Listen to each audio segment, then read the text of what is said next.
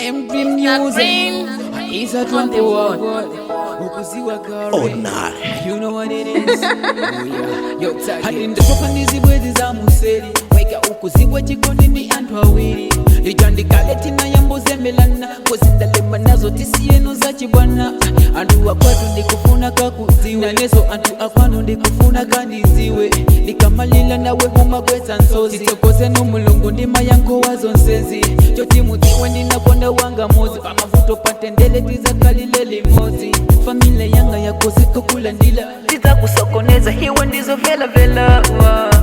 usalonjeze kuti si uzandisi yasu zakala limozi nini mpaka kumapeto usalonjeze kuti si uzandisi yasu zakala limozi nini mpaka kumapeto usalonjeze kuti si uzandisi yasu zakala limozi nini mpaka kumapeto usalonjeze kuti si uzandisi yasu zakala limozi nini mpaka kumapeto chikondi chako paine usichisinta kani ya chikondi osana mahumayita ukanditalikila ine mandigwira ngawa ukalobonda iwe ndenula fihima boa amanyasidwa nazo ndimumumanikondela kati ndinopanda pake pano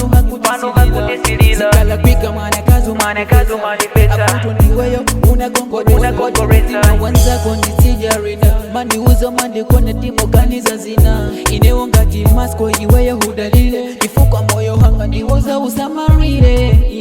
usalonjeze kuti si uzandisi yasu zakala limozi nini mpaka kumapeto usalonjeze kuti si uzandisi yasu zakala limozi nini mpaka kumapeto usalonjeze kuti si uzandisi yasu zakala limozi nini mpaka kumapeto usalonjeze kuti si uzandisi yasu zakala limozi nini mpaka kumapeto usalonjeze kuti si uzandisi yasu zakala limozi nini mpaka kumapeto usalonjeze kuti si uzandisi yasu zakala limozi nini mpaka kumapeto usalonjeze kuti si uzandisi yasu zakala limozi